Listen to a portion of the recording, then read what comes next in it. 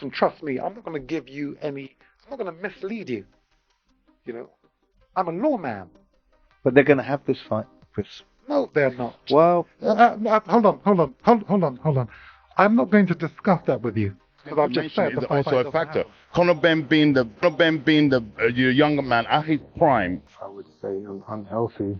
I mean, he was extremely strict. Chris Eubank Sr. has publicly voiced strong opposition to the fight between his son, Chris Eubank Jr., and fellow British boxer Conor Ben, particularly due to the originally proposed conditions. His main concern is the contracted catch weight of 157 lbs, which is significantly below Eubank Jr.'s natural fighting weight. Eubank Sr. has made it clear that he does not and will not support his son cutting to such a low weight, citing serious health risks. He believes that asking a fully grown and physically mature middleweight or super middleweight like Eubank Jr. to drop to 157 lbs could jeopardize his health, especially due to the dangers associated with extreme weight cutting, such as dehydration and loss of strength. If he's fighting at 168, you go ahead and do what, but you cannot come down to 160. I will not allow that. I will not allow it, or let me rephrase it. May the divine providence not allow that fight to ever happen. Okay? You are to stay at 168. And, Matchroom, let Conor go and have his illustrious career here in the United Kingdom and then in the United States, because he beats them all. That's how fantastic I think he is. I've always backed that young man. I've always backed you, Conor. I've always backed you. Okay? You're sensible. It's true that you've said things about me which are not complimentary. I don't mind Chris that. Eubank Sr. has attributed the original cancellation of the fight between Conor Ben and his son, Chris Eubank Jr., to what he describes as divine intervention, suggesting that fate or a higher power stepped in to stop an event that wasn't meant to happen. He emphasized his role in halting the fight, stating that as a father and a former world champion with first-hand experience, he would continue to speak out and intervene if necessary. While Eubank Sr. respects Conor Ben's talent and determination, he expressed concern about Ben's inner circle, implying that those around him may be more focused on business and profit than on his long-term well-being. Eubank Sr.'s message is clear. Although he acknowledges Ben's skill, his top priority will always be his son's safety, and he cannot support a fight that he believes puts that at risk. His stance reflects a deep concern for the potential dangers facing both fighters in what he sees as a high-stakes bout. You can trust me. Trust me. Yeah, you've seen me get up in a fight I can't win and walk back into the fire.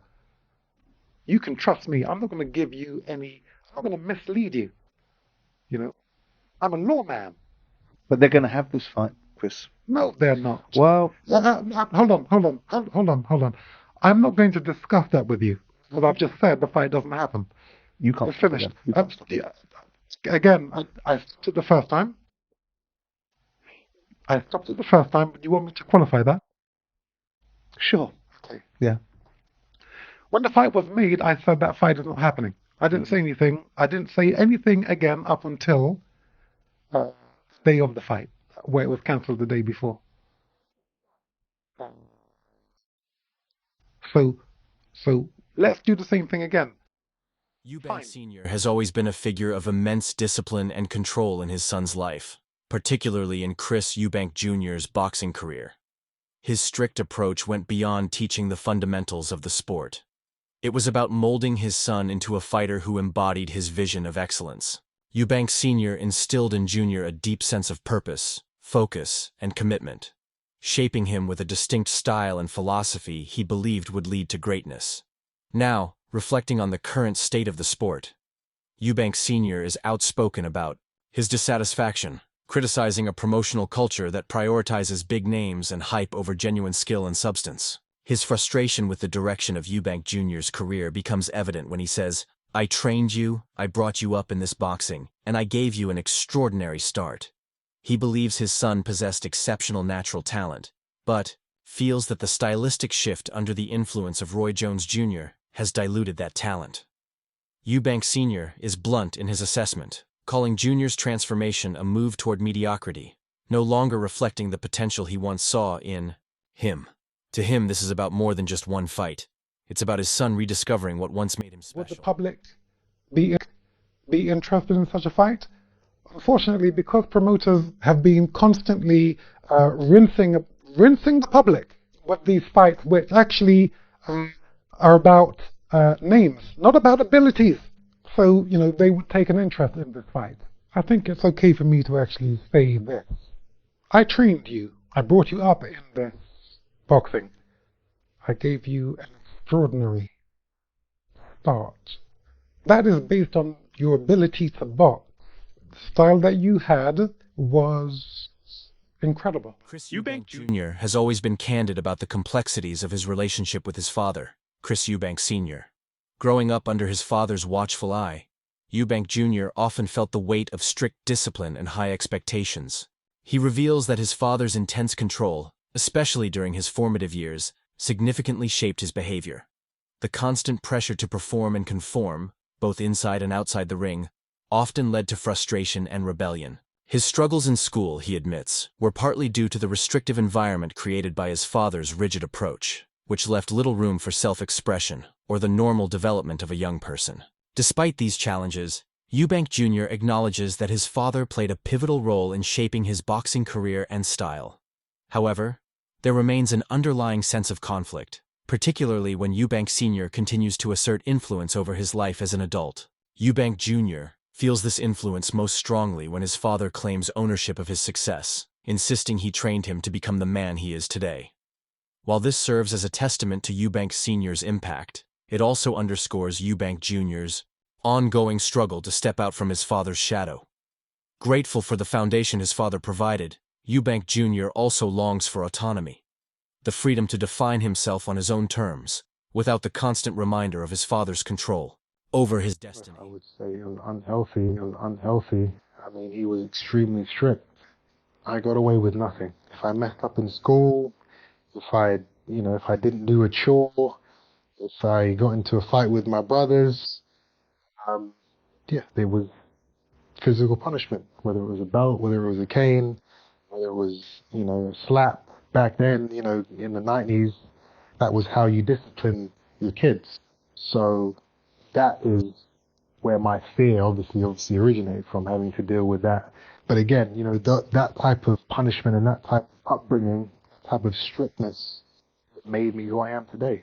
Prepared me for the brutality of the sport of boxing. Chris Eubank Sr. has always been a vocal presence in his son's boxing career, consistently expressing his belief that Eubank Jr. had the potential to become one of the sport's greatest. Reflecting on their journey, Eubank Sr. is filled with disappointment, feeling that his son's career fell short due to a lack of adherence to the guidance and philosophy he had provided. He firmly believes that if Eubank Jr. had followed the training regimen and strategic approach he instilled, he would have emerged as a truly dominant force in boxing. Eubank Sr. has openly voiced his frustration, stating that straying from the path he had laid out was a major factor in his son's stagnation as a fighter. For him, it's not just about missed titles or victories, but about the lost potential he once saw in his son. His disappointment stems from the belief that the unique style and discipline he taught were specifically crafted for success. Yet Eubank Jr.'s failure to fully embrace them led to what he views as underachievement. Eubank Sr. emphasizes that the key to success in boxing lies in discipline, trust in one's training, and the willingness to learn from experience. Qualities he feels his son neglected, ultimately hindering him from becoming the fighter he could have been. You're going to feel. So now he's not listening when you're in. He can't win. He has never win now. He hasn't. Sorry, he has never listened. Make your mind up, Chris. 1 minute. No, I've made up my mind. You're just hearing it for the first time. Okay. He's never listened. He's my son. I know what he is. I know you know better than all of us. My son could have been a tremendous fighter. He electrified me when watching him. I Again, agree on that. But he hasn't. But been, has he? because he doesn't listen, and when you don't listen, okay, you have to feel. Chris Eubank Sr. has reflected on his past actions, acknowledging the mistakes he made in raising his children, particularly Chris Eubank Jr. In a candid admission, Eubank Sr. expressed regret over his strict and controlling parenting style, recognizing that it may have strained his relationship with his biological children. This acknowledgement has added depth to his reflections on both his son's boxing career and their personal bond. He has openly stated that his greatest regret is not fostering a more open and understanding relationship with Eubank Jr., something that might have created a different dynamic between them, both inside and outside the ring. Their father-son relationship grew even more complicated following their highly publicized fallout, especially after Eubank Jr. chose to forge his own path in boxing, distancing himself from his father's tutelage. The rift between them was not just professional, but emotional, a battle for autonomy and respect. Eubank Jr. sought to establish his own identity in the sport, a move that Eubank Sr. perceived as a betrayal, believing that his son could have achieved greatness had he remained committed to the principles and strategies he had taught him. Despite their disagreements, Eubank Sr. has always voiced his desire for his son's success. His reflections on their rocky relationship suggest a deep longing for a different outcome, perhaps hoping that with a more balanced and compassionate approach, they could have avoided the fallout that ultimately shaped both their personal and professional lives. What's the biggest thing you've been wrong about in the last year? My that's funny. My biological children. Move on. What have you been wrong about with your partner? You asked me the question, I gave you the answer. That's private. Move on. What's your biggest regret? My son asked me, Sebastian, he said to me, Dad, we're in Malibu. He said, Dad, let's go and smoke spliff together and walk around the block. Let's walk around the block and smoke spliff together. The greatest offer of my life I turned down because I was broke. I did something unspeakable. What was the unspeakable thing you did? Not your business. How dare you?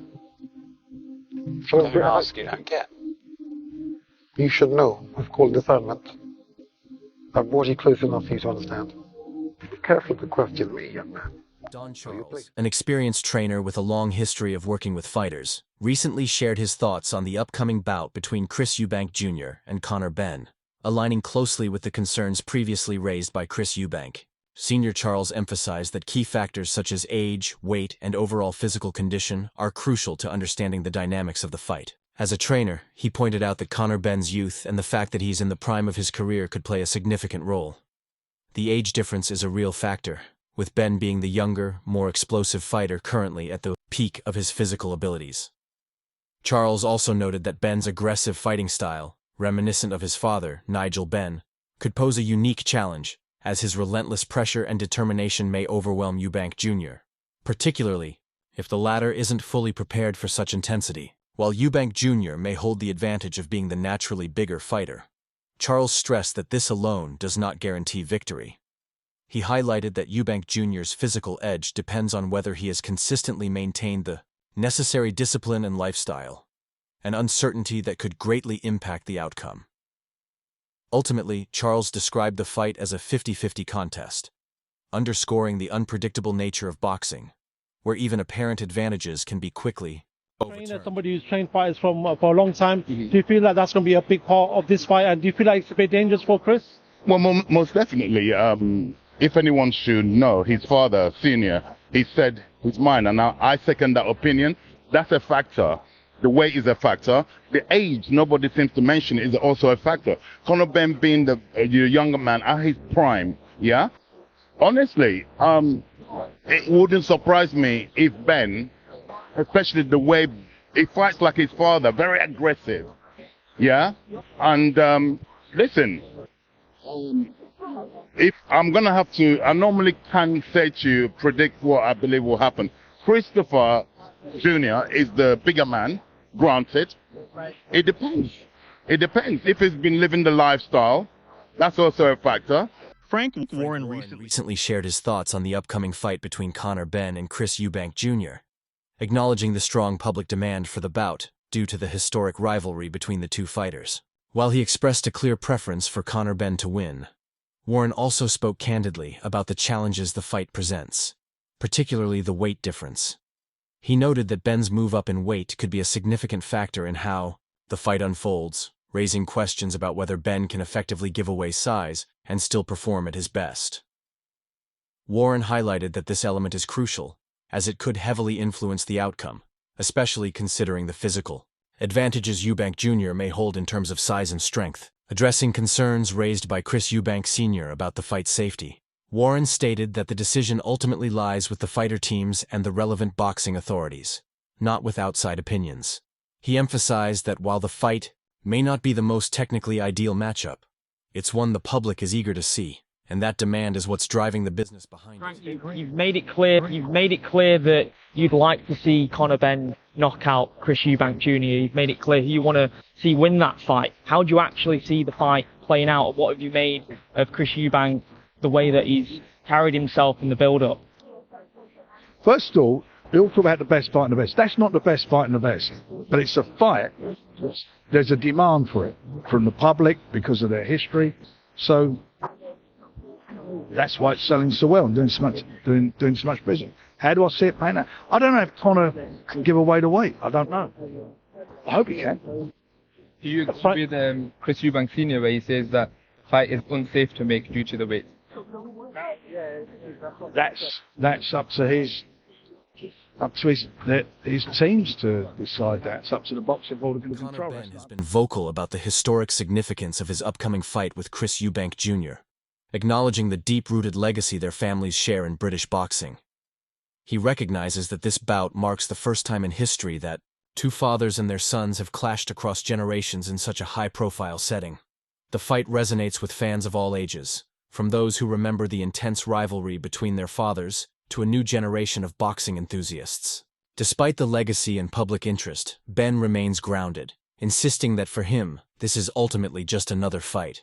He refuses to let the magnitude or emotional weight of the occasion affect his focus, which is solely on defeating Chris Eubank Jr. Ben's mindset is clear. He is determined to step into the ring and make a statement, aiming to dismantle Eubank Jr. and prove himself as a fighter in his own right, independent of his family's storied rivalry. First fight like this has happened in history. Two fathers, sons. The fathers captivated the imagination of the British public, and this fight's doing exactly that. It appeals to so many generations, the young, the middle, the old. But ultimately, again, it's just a fight. I'm not really concerned about the magnitude of the fight. I'm going in there to